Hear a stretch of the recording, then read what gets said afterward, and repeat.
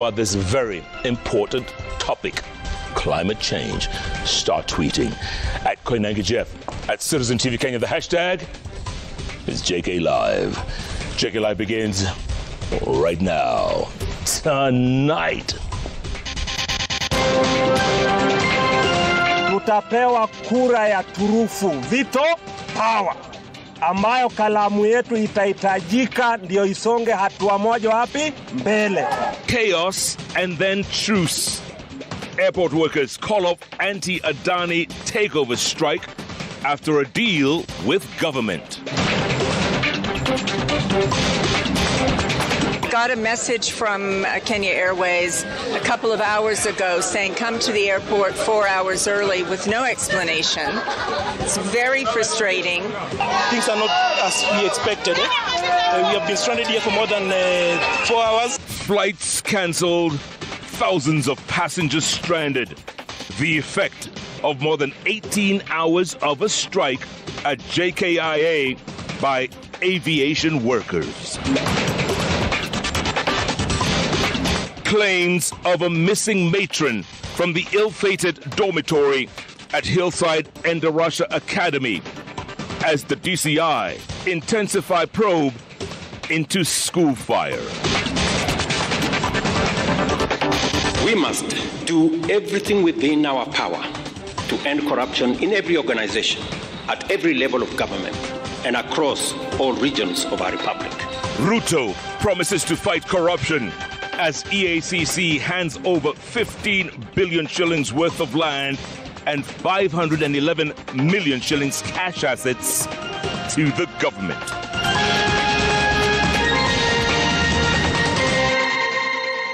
All right, welcome to our broadcast. Our sign language interpreter tonight is Yulanzale. Now, airport workers resumed work this evening after inking a return-to-work formula with the government. The deal came after a day-long closed-door meeting between the top government officials, Kotu boss Francis Atwoli, and representatives from the Airport Workers Union. Very own Jasmine Wamboy with details on how the government and striking workers reached a compromise despite differences over the JKIA Adani Group deal. Take a listen. Normalcy is set to return at the Jomo Kenyatta International Airport after the government signed a return-to-work agreement with the Airport Workers Union. This agreement coming after a day of grounded flights and halted operations at JKIA following the controversial awarding of the airport's modernization contract to Indian firm Adani Group. In a walkout that began at midnight Wednesday, airport workers downed their tools, leading to little to no flight activity at the country's main airport. Led by the Central Organization of Trade Unions, Kotu Secretary General Francis Atwoli, the Workers' Union now has 10 days to deliberate on the proposed deal, with the government having provided pertinent documents requested by the workers. That the parties, that is government, Kenya Airport Authority, shall is mandatory, shall not enter into any final agreement or append their signatures without concurrence with the Kenya Aviation Workers Union. Si hapo mko covered? That the Kenya Airports Authority and Kenya Airways Management should expedite collective bargaining agreements, those CBAs, pending CBAs negotiations, within 2 months. Pia hiyo tumeweka mambo ya negotiation ya mishahara ndani. That there shall be no victimization on either party or parties, employers or workers, as a result of this strike. The Workers' Union now wants the government to engage them at every step of the negotiations, saying that they will down their tools yet again if the government enters into any final agreements with the Adani Group. Hatujesema sisi tumekubali Adani. Haya, tulia. Pili, tutapewa kura ya turufu, veto power. ambayo kalamu yetu itahitajika ndio isonge hatua moja wapi mbele. The day's strike affected several facilities, including Nairobi's Jomo Kenyatta International Airport, Moi International Airport in Mombasa, Kisumu International Airport, and Eldoret International Airport. The strike may be off, but the Adani deal is alive and well. The government has, however, promised workers here at the airport that they will be involved in all negotiations regarding this deal moving forward. Jasmine Wamboi for Citizen TV at JKLIVE. All right, Jasmine, thanks so much for that. Now, the airport workers' strike that's been called off this evening left thousands of travelers in distress at Jomo Kenyatta International Airport. Thousands of passengers were stranded for hours, their plans shattered by the strike. Now, the walkout was sparked by anger over the government's plans to lease the management of JKIA to India's Adani company, prompting Kenya airports workers to go on strike on Tuesday night. Let's get more from our very own Willie Lusige. Long lines of passengers sneaked through JKIA from early morning hours after workers downed their tools, demanding the government to abandon the deal to hand over the airport's control to Adani company from India. Songs of protest from airport workers echoed through the terminals as thousands of stranded travelers, exhausted and anxious, watched flights get cancelled or postponed. No aircraft landed, none took off. My flight is from Nairobi to China. We have been stranded here for more than 4 hours. We were having another connection flight in India, then to Thailand. It was a day of mystery for everyone, from children to students, adults and the elderly. No one escaped the chaos at one of Africa's busiest airports, which serves passengers from across the globe. I got a message from Kenya Airways a couple of hours ago saying come to the airport 4 hours early with no explanation. It's very frustrating. I have to get home. It's so bad for everybody that's in a queue because it's a long wait.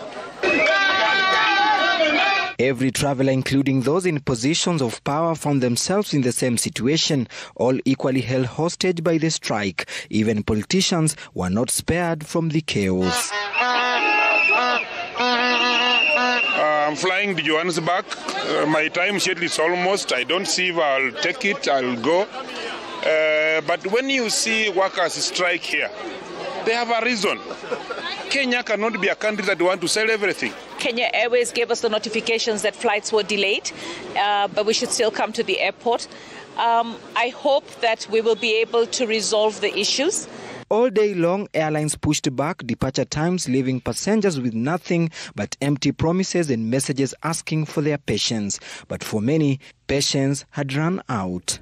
No, they have not even said anything. We're just stranded. I think they should talk to us.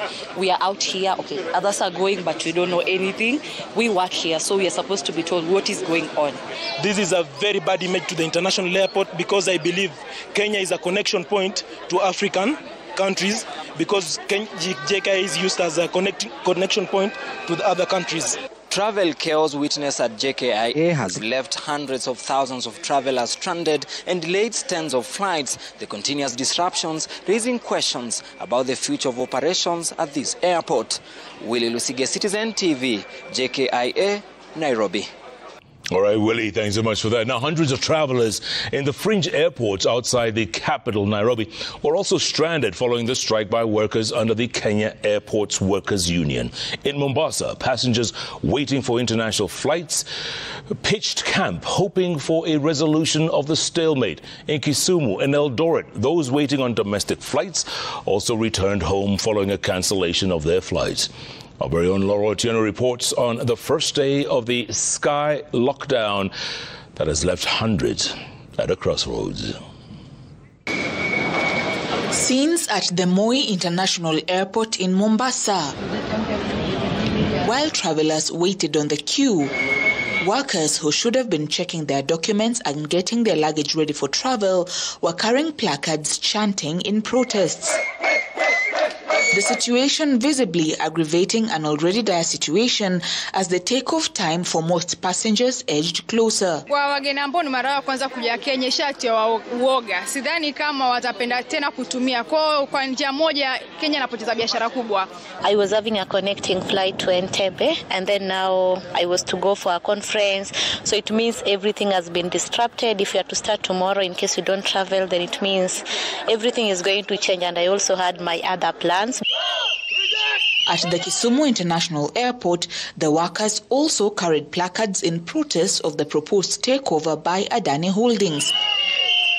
The workers blaming the management for failing to disclose the details of the agreement between the Indian firm and what would be the specific terms of engagement with the workers. We asked the management to give us a document, the document that they call PPP, but they have refused to this date to give us even a single page that is tangible. So in short, we are telling the government, go away with your dirty deals of Adani. Go, go! Go, go! Hii ni picha ambayo si mzuri kabisa katika uso wa kimataifa. So serikali lazima pull up its socks na iangalie na ilete solution katika nchi yetu ya Kenya. Workers under the Kenya Aviation Workers Union began their strike on Wednesday, protesting the proposed takeover by Adani Holdings in a 30-year leasing plan. Laura Otieno, Citizen TV. All right, Laura, thanks so much for that. Now, the government is tonight defending itself over the controversial Adani deal that resulted in paralysis in different airports in the country. Transport Cabinet Secretary Davis Chirchir, who chaired a crisis meeting at the JKIA, says there is no agreement signed for lease of the airport to the Indian-based Adani Group. The CS further explained that the takeover plan would entail a lengthy process, which will include approval from the KAA board and the cabinet. Chirchir says Kenyans will be given a chance through a public participation process to give their views about the deal. Fresh from a long closed-door meeting with Kenya Airport Workers Union officials and other officials from different workers' unions, Transport Cabinet Secretary Davis Chirchir came out to clarify on a deal that has over the last few weeks been a center of dispute between the government and aviation workers. In his address to the striking workers, Chirchir said that the government is yet to sign a lease agreement with the Adani Group and that cabinet will give a final nod. When the concession agreement is processed through the PPP Act, and there's a very articulate process, which will include coming to the board of KAA. It will include getting the legal opinion from the Attorney General. It will include taking the concession agreement to Cabinet. And I want to assure you, Cabinet is here to protect the interests of our Kenyans. The CS who blamed the stalemate on poor communication from government over the deal, which is planned to give the airport a facelift to accommodate the continued surge in passengers and cargo, says negotiations are still ongoing. There was a bit of a lapse of communication in the way we've carried the public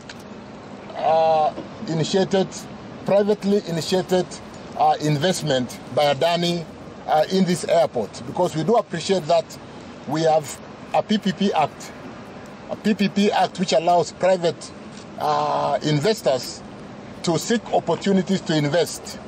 And when this is done, we do negotiate on certain parameters. Chirchir has also added that the government is ready to submit all the documents related to the issue in High Court, which temporarily stopped the proposed deal to lease the country's main airport for 30 years. This presents a good opportunity to present all the documents to court in a form of a public participation, because maneno ikienda kotini, all the documents will be put out there. And this is part of the communication that will help us as government to continue communicating, continue public participation, and ensure everybody does get what the government is seeking to do to basically employ the PPP framework to open our infrastructure in roads. The planned takeover was supposed to develop a new passenger terminal, a second runway and refurbishment of existing facilities at an estimated cost of 260 billion shillings. Government also insists that the public-private partnerships is the most viable financing option for critical infrastructure upgrades. Gatete Njoroge, Citizen TV, Nairobi. Njoroge Gatete there. Okay, now that the strike is over, let's go straight to Jomo Kenyatta International Airport, where we find our very own Ben Kirui with the latest. Ben, if you can hear me, good evening. What's the latest? Are operations back on? I see lots of passengers out there behind you. Is everything working now? Well, Jeff, it has been approximately 2 hours since the Kenya workers or the Kenya Aviation Workers Union lifted off their strike. As you can see, normalcy is gradually returning. We have observed passengers who were previously stranded. They are still stranded as they are waiting to be told on the way forward. They have been told to wait on the queues. As you understand, Jeff, there are flights which should be departing now. But as you can see, the passengers are still stranded, indicating that flights are yet to resume. I will just have a quick word with my brother here, if he can allow me to have a chat with him to just tell me, sir, where are you going and what time exactly was your flight supposed to depart? Tell me your name first. Actually, my name is Philemon. I've just escorted my wife. She's going to Canada. Our flight is supposed to be at 11. It was supposed to be at 11:10, but now it's going to delay up to 12:45 in the morning. Yeah. And has that been communicated to you? Yeah, it was communicated on the email. Yeah. Okay, let me just have a word with my mom here and to just tell me what time was your flight, ma'am. Tell me your name and I can see you are ready and anticipating too. No, I am with them. Okay. Yes, Jeff, I'll still have a quick chat with a few more passengers who are still eagerly waiting to depart. What time was your flight? Tell me your name first. 12:45 a.m. My name is Diana. Yeah. And where are you going to, Diana? To Washington. Okay. Has it been communicated what time your flight will depart? Not yet. Yeah. So it's a wait and see. Well, Jeff, that I can just ask you a quick question. Can you hear me, Ben? Ben? Yes, I can hear you, Jeff. Yeah, so some of these passengers came in very early this morning. What's the mood like? Are they angry? Are they frustrated? Are they, what's the mood like over there? Well, Jeff, passengers here are exhausted, they are very hungry, but they are hopeful that they will be able to travel in the coming hours. Although they have not been told what time exactly after their flights were cancelled, what time it will be rescheduled, but they are very much hopeful that they will be able to travel. All right, so Ben, it looks like operations have resumed. So maybe, by tomorrow, by the next couple of days, things will be back to normal, you think? Yes, I think so, Jeff, because when we arrived here, you can see the departures doors were closed, but now they are open and we can see passengers are now entering to the departure part so that they can be checked and be able to know what time they will exactly depart. So operations are resuming gradually. Excellent, Ben. Okay, thanks so much. Appreciate it. You stay on the story, and we'll get back to you if anything else develops, but we appreciate that. Our very own Ben Kirui live at Jomo Kenyatta International Airport. If you have a flight, they're going out tonight, maybe you may want to delay for a day or two. Switching gears, and as investigations into the cause of the fire that razed down a dormitory at the Endarasha Hillside Academy continue, detectives are now narrowing down to their investigations to 3 main leads, which include the whereabouts of the matron on duty on that fateful day. Now, Citizen Television has obtained images from inside the ill-fated boys' dormitory that is right next to the girls' dormitory, exactly a week after 21 children lost their lives in the night inferno. Let's get more from our very own Kamau Mwangi. The aftermath of the Thursday night inferno at the 156-capacity boys' dormitory of the Hillside Endarasha Academy. The dormitory, that is now a shell of its former self, shows the rage that the fire brought with it, consuming anything and everything in its path. These shattered windows a clear testament of the struggle that was here as pupils fought for their lives trying to escape the fire. The metallic doors on these dormitories, majorly made up of wood and iron sheets, perhaps an indication of the security measures the school had deployed to keep the pupils safe. Adjacent to this dormitory is the girls' dormitory, which is a replica of a section of the boys' dorm, with similarities in the wooden nature of beds being used to accommodate the girls that are in boarding school. According to sources private to investigations being conducted by the Directorate of Criminal Investigations, David Kanyi, the proprietor of the academy, is being tasked to explain why there are inconsistencies in the nature of material making up the structure that is the boys' dormitory. The detectives are also seeking to answer the question of the whereabouts of the matron on duty on that fateful night, even as details emerged that she had been involved in an accident and could not make it to work. There is also the question of whose responsibility it was to put out the lights after the learners were all settled in bed, and if it was the matron's job, could it be that someone tried to put out the lights from the main meter and accidentally caused an electrical malfunction? Shule yenyewe iko na shida. Juu kwa hiyo dormitory hakukuwa na matron, hakukuwa na security, hakukuwa mpaka na security light. Ndio tunajiuliza maswali mingi kama saa hii ni nani ameanguka kwa kasi yake. With these questions still unanswered, a section of parents are planned to hold demos at the institution Thursday to push authorities to provide answers, especially on the question of what happened on that fateful night. And with this happening, kilometers away at the Narumoru Level 4 hospital, the scheduled postmortem failed to kick off Wednesday after the affected parents requested government to allow them time to view the bodies before the autopsy can be conducted. So to give them that closure and have us walk the journey with them, we give them the day-to-day just to view, to have closure, so that now tomorrow morning we start the process afresh.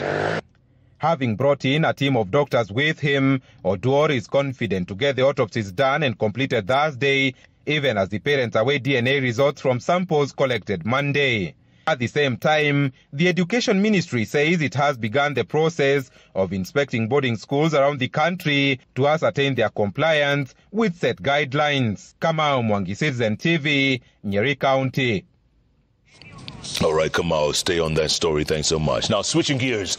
And President William Ruto says he will not assent to the Conflict of Interest Bill 2024. That, he says, goes against the tenets of fighting corruption.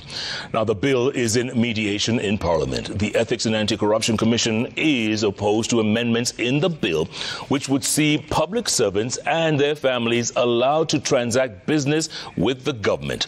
Now, the president's statement comes even as the EACC on Wednesday presented recovered assets worth 5 billion shillings to the president at State House. Our very own Melita Oletengis brings us more. After senators unanimously voted to remove sanctions that bar public servants from conducting business with the government and declaring their wealth, heated debate on the amendments to the Conflict of Interest Act 2023 raged. The Conflict of Interest Bill, which has attracted public scrutiny and rage, raising serious questions about transparency and accountability amid the backdrop of a failed Finance Bill 2024. It appears to be a case of once beaten, twice shy for President William Ruto. I am told there is a mediation process that is going on in Parliament, but I have told them with clarity that I will veto any bill that does not establish a high standard of accountability, integrity, and anti-corruption measures. The Ethics and Anti-Corruption Commission had written to the National Assembly to reject proposed amendments to the Conflict of Interest Act 2023, warning that the proposed changes by the Senate will have far-reaching implications in the fight against corruption, if passed as proposed. We must do everything within our power to end corruption in every organization, at every level of government, and across all regions of our republic.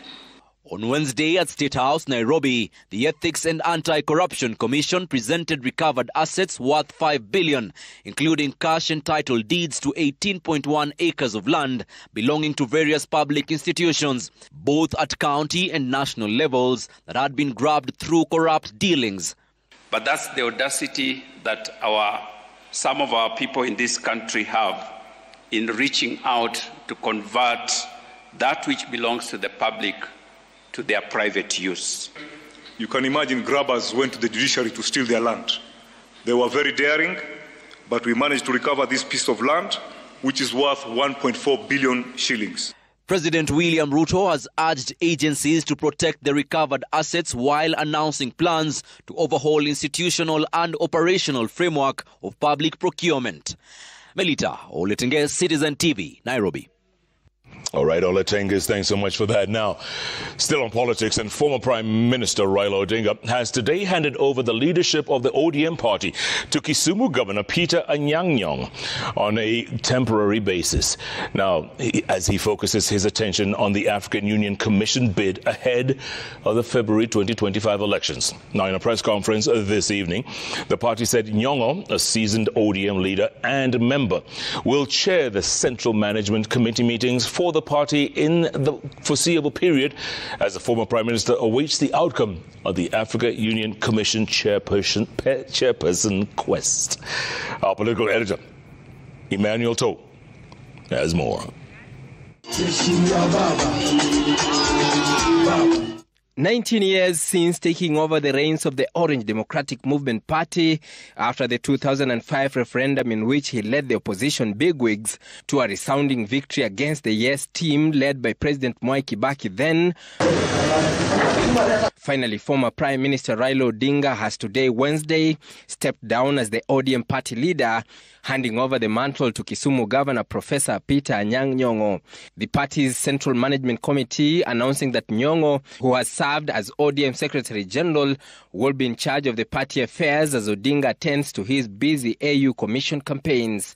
That in light of the grueling campaign by our party leader and the need for him to focus on this for the AU chairmanship, he has designated His Excellency Honorable Peter Anyang' Nyong'o, the Governor of Kisumu, to chair any and such meetings of this committee, the Central Committee, that may become necessary during periods of his absence.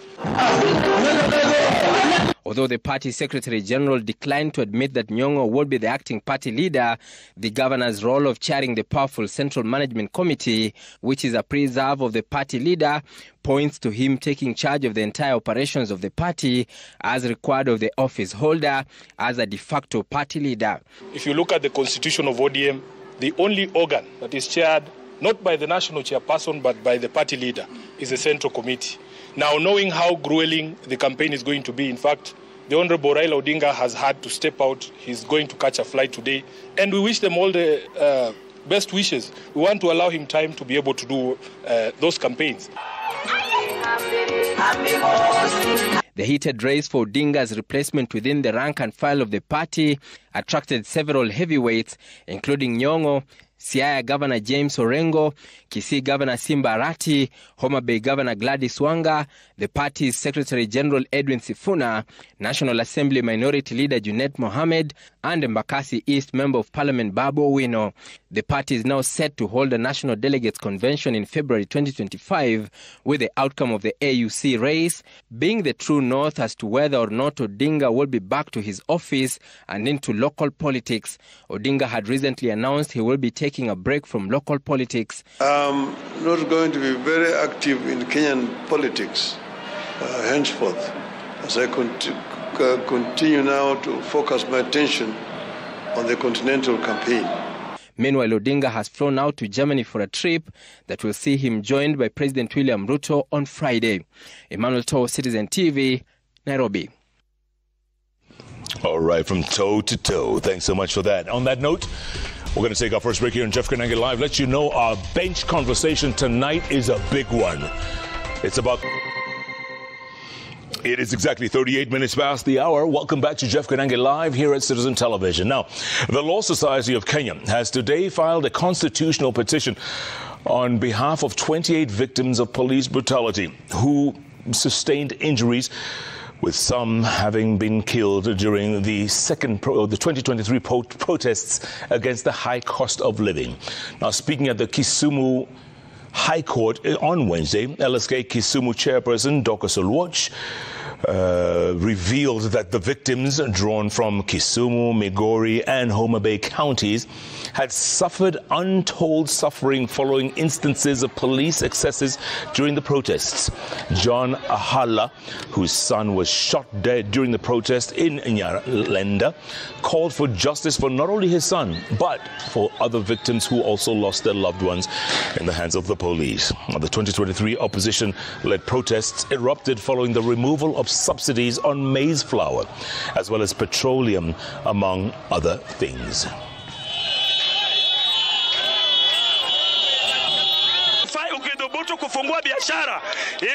Baada ya kitu kutokea, wakubwa wa polisi walioshukuru kwa kazi nzuri, kuwapongeza kwa kazi nzuri. Natarajia sasa hizi washapandishwa madaraka, wanaenjoy mishahara mizuri. Na sisi kama familia tunahangaika kwa majonzi, kwa kupoteza upendo wetu. Kwa hivyo haki kitendeke, tutafurahia. Our aim is to not only hold responsible those who took part in the atrocities, but to also push for greater command responsibility within the police service, as well as reparations and compensation for the victims and their family. Then the prayers are 8 in number, and among them is to declare that the IG and the NPS, that is the National Police Service, violated the petitioners' rights, subjecting them not only to torture, cruel and inhumane degrading treatment by either shooting them or assaulting them or causing them severe and fatal injuries. At the same time, Nakuru Court Senior Principal Magistrate Peter Ndege has declined an application filed by the Office of the Director of Public Prosecutions seeking to have him recuse himself from the 1 billion shilling Finland education case where Uasin Gishu Senator Jackson Mandago and 2 other accused persons have been charged. Now, Magistrate Peter Ndege, in his ruling delivered on Wednesday afternoon, defended his decision to issue arrest warrants against 5 witnesses, including Uasin Gishu Governor Jonathan B., outgoing Deputy Governor John Barorot, outgoing County Attorney Stephen Lell, and County Secretary Edwin Bett, citing that the witnesses had failed to honor court summons. The Director of Public Prosecutions had filed a petition seeking to have the presiding magistrate recuse himself on grounds that the magistrate portrayed business and impartiality when he issued the arrest warrants. The court has since lifted arrest warrants against 4 witnesses, Governor Jonathan B., John Bararot, Stephen Lell, and Edwin Bett, who were present in today's court. Now, 22 witnesses out of the 202 lined up have already testified. Our effort, and at the same time, terrorists, our witnesses. Of prosecution's application is founded on wrong facts. Your Honor, what the prosecution has failed to tell you is that this honorable court, in keeping with its system, gave out a trial timeline. I appear to agree that there is no reason for me to recuse myself. The witnesses concerned herein have severally failed to attend court, which has caused adjournments, despite the court allocating ample opportunities and time at the expense of other matters. To have this public interest matter, where there are over 200 witnesses lined up to proceed as concluded. In other news, hundreds of residents from Suneka town in Kisii were accorded a rare treatment by multinational beverage giant Pepsi Cola in collaboration with the Royal Media Services in an effort to interact with their customers on new Pepsi products in the market. Now, the elated residents expressed their confidence with the new affordable Pepsi products, including branded merchandise for women who brave the scorching sun in open-air markets. Now, stakeholders thanked RMS in collaboration with Pepsi for making available their products to the common man across the vast Gusii region. lauding the quality of Pepsi products in the market. Now, the event was graced by Egesa FM presenters and comedians who thrilled the charged crowds with electrifying performances. Pepsi and RMS will be in Migori County on Thursday and for a similar event. Watu wamekuja wameenjoy, wako hapa wamemeet presenters wetu wa Egesa. Hata kesho tutaingia Migori, twende Kisumu, so tuko Nyanza for Nyanza na Western for almost like 3-4 months. We want to assure our clients in Kenya, all the customers, all the people of Kenya, that Pepsi never went anywhere. Pepsi is here, and Pepsi is here to stay. About our partnership with Royal Media, we want to assure every Kenyan, we want to make sure that every Kenyan in all parts of Kenya, all the corners, get to hear about the exciting news we have for them. We are here with a blast of exciting flavors. Tumekunywa Mirinda, tumekunywa na pineapple Mirinda, tumefurahi kwa siku ya leo hapa Suneka. Wamekuja na masawadi, kusawadi wale ambao wamepiga mpira vizuri, wale ambao wengine wamepewa nguo, wamefalia vizuri. Tunaangalia kwamba Pepsi itaendelea na tena tuna matumaini ya kwamba itaendelea kutamalaki Kenya mzima. Yeah, it makes me a little thirsty there for some Pepsi. News from further afield in the U.S. presidential debate between former President Donald Trump and current Vice President Kamala Harris was one to watch as the two contenders literally went head-to-head, trading barbs on the campaign trail and finally confronting each other for the very first time face-to-face. Our very own Olive Burrows brings us the blow-by-blow. Kamala Harris. Let's have a good debate. See you. Have fun. Thank you. Right from the start, Democratic presidential candidate Kamala Harris got the upper hand in the first debate between herself and Donald Trump, the 45th president of the United States, and the Republican presidential candidate. The first presidential debate between the two with just 56 days to the November 5th poll. Though it might have been staged in the city of brotherly love, Philadelphia, for Harris at least there were no pulled punches, the amused expression she wore on her face notwithstanding. I think this is so rich, coming from someone who has been prosecuted for national security crimes, economic crimes, election interference, has been found liable for sexual assault, and his next big court appearance is in November at his own criminal sentencing. There was no live audience for real-time reactions, but in the estimation of critics and polls alike, Harris emerged the stronger contender. She quickly put Trump on the defensive by bringing up subjects that have proven sore spots for him, the size of the crowds at his campaign rallies. And I'm going to actually do something really unusual, and I'm going to invite you to attend one of Donald Trump's rallies, because it's a really interesting thing to watch. You will see during the course of his rallies, he talks about fictional characters like Hannibal Lecter. He will talk about windmills cause cancer. And what you will also notice is that people start leaving his rallies early out of exhaustion and boredom. The source of his wealth. I grew up a middle-class kid raised by a hardworking mother who worked and saved and was able to buy our first home when I was a teenager. The values I bring to the importance of home ownership, knowing not everybody got handed $400 million on a silver platter and then filed bankruptcy 6 times. And criticism of his performance. If you want to really know the inside track on who the former president is, if he didn't make it clear already, just ask people who have worked with him. His former chief of staff, a 4-star general, has said he has contempt for the Constitution of the United States. His former national security advisor has said he is dangerous and unfit. His former Secretary of Defense has said the nation, the republic, would never survive another Trump term. In the debate post-analysis, Trump lost points for allowing Harris to bait him instead of holding her feet to the fire on inflation, the Israel-Hamas war, the shambolic withdrawal of American troops from Afghanistan, and her position on fracking. If nothing else, Trump was consistent on the question of immigrants, branding them mentally unstable and criminals. We have millions of people pouring into our country from prisons and jails, from mental institutions and insane asylums, and they're coming in and they're taking jobs that are occupied right now by African Americans and Hispanics, and also unions. Unions are going to be affected very soon. In Springfield, they're eating the dogs, the people that came in. They're eating the cats. They're eating the pets of the people that live there.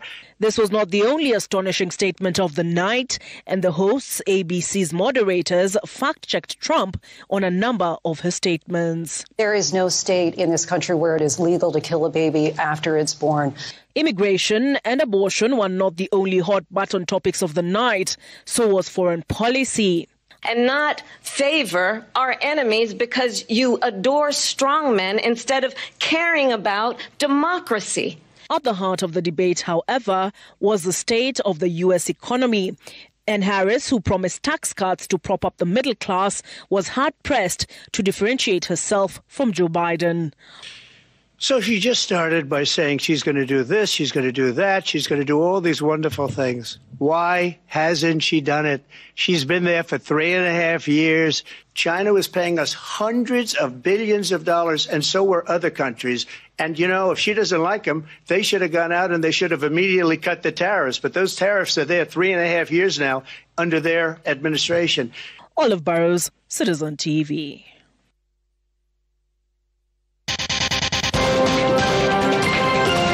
Coming up, housing, education, and agriculture form the biggest share of SACCO credit in Kenya. We are exactly at top of the hour. Welcome back to Jeff Kananga Live.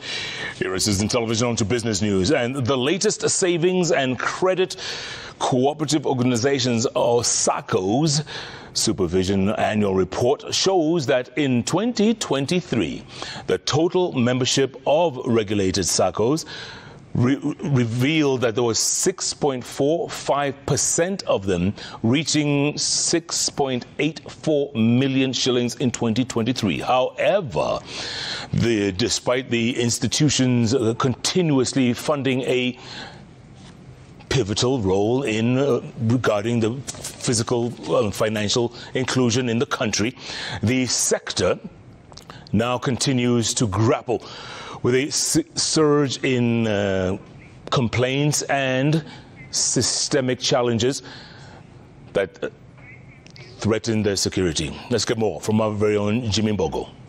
SACCOs continue to play a key role in the financial life of Kenya, with the sector loan disbursement growing faster than their deposits. Gross loans for regulated SACCOs grew by 11.5% to settle at 758.5 billion shillings in 2023. This is up from 680.35 billion shillings in 2022. The growth rate for loans was slightly lower for deposit-taking SACCO at 11.28% compared to 12.24% in 2022, but higher for non-withdrawable deposit-taking SACCO, which grew at 12.85% compared to 8.9% in 2022. Land and housing took the lion's share of the SACCO loan book at 27%, as education took up 21%. Agriculture and trade took up 17% and 13% respectively to form the top 4 credit lines for SACCO. It means Kenyans are investing investing their loans in productive sectors. So that's where we are, and we expect this to continue. And the 4 sectors account for nearly 85%. But now, looking at how are they mobilizing things, we think that mix where loans are more than the savings is not a very tenable situation. The Cabinet Secretary for MSMEs and Cooperative, Wycliffe Oparanya, further emphasized on the need for strategic reforms within Kenya's SACCOs. To take advantage of economies of scale, the CS is proposing mergers, noting that the financial strain faced by smaller SACCOs can be addressed through consolidation. A move that he argues will result in improved liquidity and enhance overall financial stability, making SACCOs more competitive and resilient.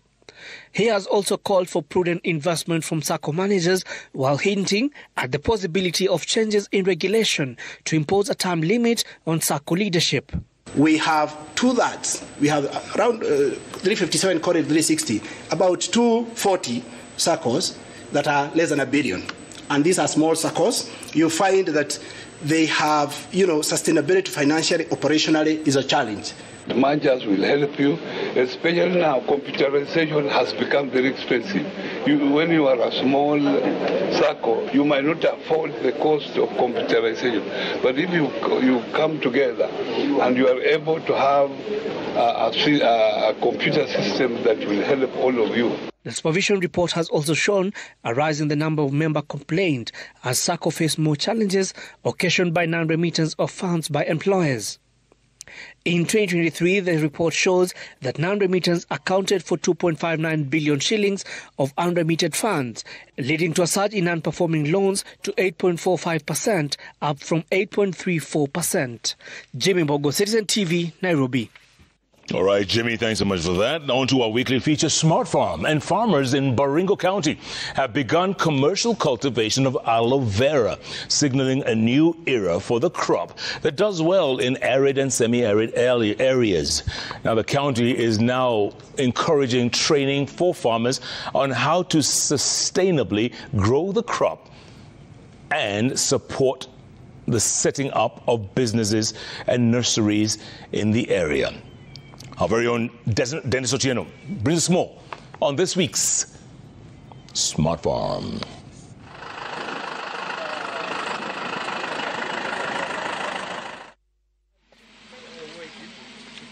For a long time, aloe vera as a crop was purely used for medicinal purposes to heal various ailments in humans as well as livestock.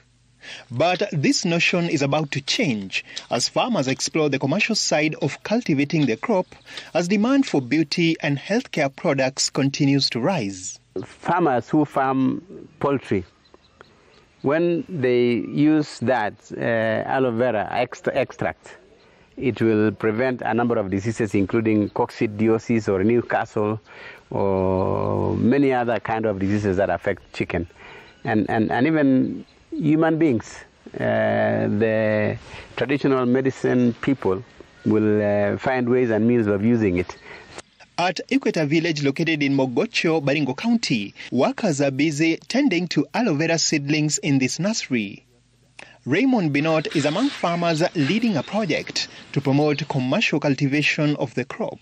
So we want to produce enough seedling or resource stock for our farmers so that they plant in their farmers and encourage them to take this one now as another agricultural activity in Baringo. It does well in lowlands, and Baringo is the hub of aloe in Kenya. We're encouraging farmers to prepare their farms.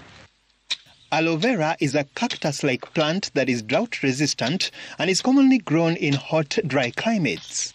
Known among the semi-arid areas in the country, Baringo has the perfect weather conditions to support the growth of the plant. We have so many species of the aloe. And aloe has many uses, both pharmaceutical, but the industrial one that is harvested, that is giving us an opportunity now to farm it and have it domesticated in a better way, would help this aloe be sustained. Because initially, when there was no organized way of farming it, the crop could go into, or the plant could be extinct. Since aloe vera is a succulent plant, it is critical to plant it in sandy soil. Through overhead irrigation for propagating over 50 million seedlings, farmers in Baringo are now being contracted to plant them on their farms to ensure sustainability. Aloe vera takes about 18 to 24 months to mature. One can harvest aloe plants 4 times a year. 1 acre will be planting around 4,900 up to 5,000 plants per acre. And from there, we expect a good harvest by farmer. On average, we have done that 1 leaf can give us around 6 meals. So we shall be harvesting in 1 plant, 1 mature plant, like the ones which are here now. We are going to harvest 6 leaves per plant. So assume you harvest 6 leaves per plant, multiply by 5,000 plants in your farm. So you'll get around 30,000 leaves. And when you calculate on annual, a farmer will be getting up to around 120,000 shillings per year. Aloe vera has diverse uses. The sap from the crop is used to make beauty products such as soaps, shampoos and body creams, besides medicine, which it is commonly known for. With a growing demand locally and internationally, Baringo's aloe vera farmers can now tap into new markets, boosting the local economy. But now, with this factory that has come in, we are encouraging our farmers to grow commercially the aloe vera because we already have a ready market. As we speak now, there are many people who are buying aloe vera, and sometimes they buy from the wild. We don't encourage this because we want to retain the natural aloe vera in the wild. Dennis Otieno, Smart Farm.